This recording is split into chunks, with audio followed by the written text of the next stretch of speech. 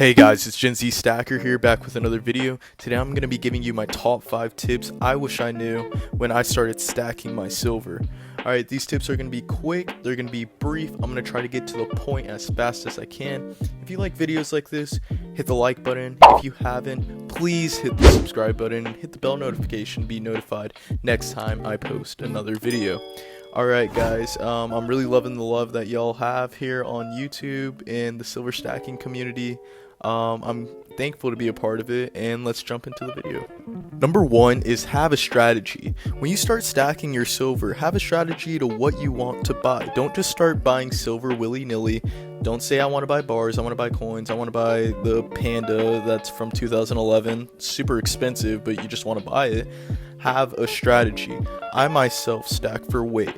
So if you haven't seen my stack video, which I highly recommend you watch, you can see that in my stack on the silver I currently have on hand, I have a kilo bar, I have 10 ounce bars, and then I also have coins. I'm stacking for weight. I try to get the best deal as possible. When I bought all that silver, that was the best deal on the market. So that is why I kind of have a diverse portfolio of silver to pick from. If you haven't, go check the pricing, go check what you really want to buy, what you're interested in. Some people stack silver as a hobby, some people stack as a way to store their wealth, some people stack for ways, some people stack to flip, which means that you buy pieces in the past or you buy old pieces and then you flip it if it has a high numismatic value. So pick what you want, find a strategy. Do not waste your time just buying silver. You're going to waste a lot of money, you're going to waste a lot of time. So I'm here to tell you, pick a strategy and stick with it. Alright, now moving on to the next tip. Number 2 is going to be pricing. Always be aware of the pricing of the market. So right now I believe silver is around $18, somewhere around there. It's floating there. So be aware of pricing. Pricing is going to be very important for your stack. If you haven't, go check out my silver spreadsheet. I have a whole format that you can use, and I detail in the video on how to make your own spreadsheet if you want to make a custom one. The reason I'm bringing that up is in my spreadsheet I have a spot for the spot price in that spreadsheet, and basically when I plug in the new spot price, it'll tell you the value of my whole silver stack that I have on hand. The reason it's so important to keep track of pricing is you're going to find it that sometimes it's good to buy silver and sometimes it's not so good to buy silver. So always be aware of pricing. There's various websites that you can go look at pricing from, APMEX, JN Bullion. Basically, do a simple Google search and you'll be able to find the spot price of silver, and it's very easy to find. And just always be aware. I highly recommend that you go follow other YouTubers such as International Stacker, Silver Joker, Silver Dragons. Those are all 3 good YouTubers that really got me into the scene of stacking silver, and that is what I recommend you do. Again, I guess that was a shout out to them. Again, I really do look up to these YouTubers and I really do enjoy watching their content. So if you haven't, go stop by and go subscribe and like to them. And they're really cool people and they make great videos. So always be aware of pricing and be aware of what's happening currently in the scene. Now to the next tip.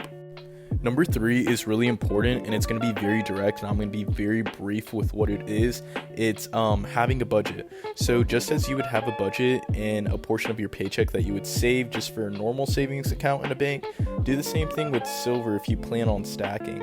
So I myself do not have a job right now, and I'm a college student, so I'm not making that much money. But anytime I'm given money, I kind of take a portion of the money I was given and save it, and then I buy silver when it's at a better spot price or if I find a really good deal.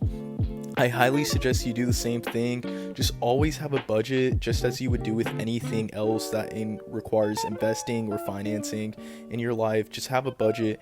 Don't go out and buy silver and you don't have food to eat. Like, come on guys. I reference that because there's a couple people I've seen in the comment sections here on YouTube where they're asking these bigger YouTubers, hey, should I buy silver but I haven't paid my bills?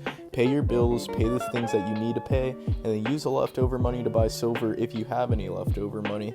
Always be smart with your finances and always learn to save and budget your money, guys. So now moving on to the next tip. Number 4 is finding the best diller.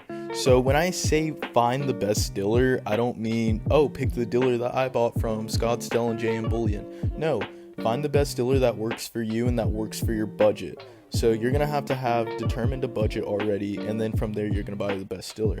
So at the time when I bought my Scottsdale silver back in March, when the silver spot price was around $11 to $12, that was the best diller for me.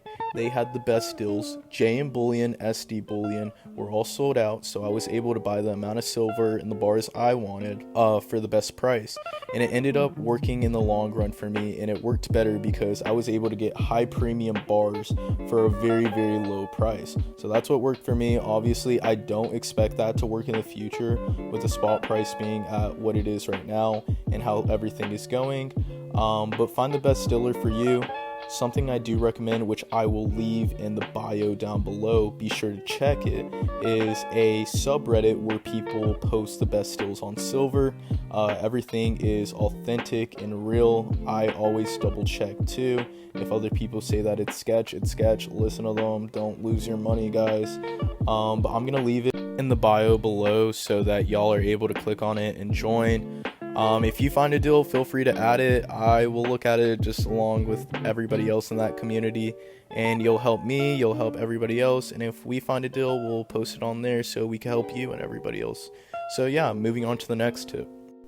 Tip number 5, which is arguably the most important one out of all of them, because what's silver without security? Now, security is super important. We're not only talking about security over your finances and theft and stuff like that, but security over your silver value. And what I mean by silver value is keeping your silver in airtight containers, airtight packages, and stuff like that. I myself don't have any airtight containers or packages. I'm planning on getting that for the near future. Some of my coins are in packages or like little containers that keep the coins safe. Some of them aren't. Silver tarnishes, if you didn't know. So if you look at my 176 silver stack, which is a video I have on my channel, highly recommend you go check it out. But you can see that some of my bars have milking, and that's because silver has been, used to the air around it and it's oxidized, so it's been milking and stuff like that. That can, lower your price of silver by a little bit, especially if you have a really good piece with a high premium. So I highly suggest you keep that safe. Now, moving on to the part 2 of this whole point right here, which is the second part of security, is keeping your silver safe.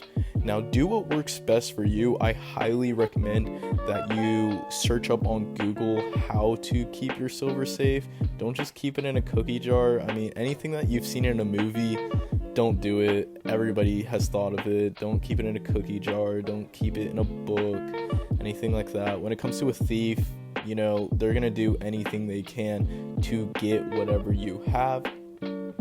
Something that is important is there's a 2-step rule I've heard about, where if you keep your silver or any, money that you have or something like that, whatever you're trying to hide, under a floorboard, move a dresser on top of it. So it's 2 steps. The thief not only will have to move the dresser, but they'll have to move the floorboard to get to your silver or whatever you're hiding. Have home security, keep it in a safe place. If you don't think that your location is safe, maybe store it with a family member that you entrust and everything like that. Another thing that I've heard about is called midnight gardening, and you're probably like, what's that? Gardening, what does that have to do with silver? It's just a term that people use where you start digging up a hole in your backyard or on your property, and you store your silver in a safe airtight container underground, and you bury it. And basically it's called midnight gardening because people usually do it at night, so people don't know why you're digging a hole in the middle of the day, and neighbors aren't so nosy and stuff like that. Again, guys, those were my top 5 tips for silver stacking beginners that I wish I knew.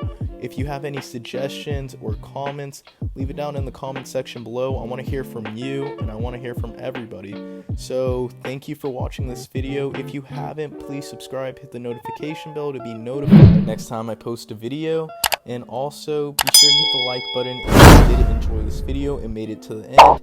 thank you for watching, and thank you for supporting my channel. And I know I'm really new to YouTube, but I'm really enjoying making these videos, and it really makes me happy. So thanks for watching, and I'll see y'all in the next video. Goodbye, future investors.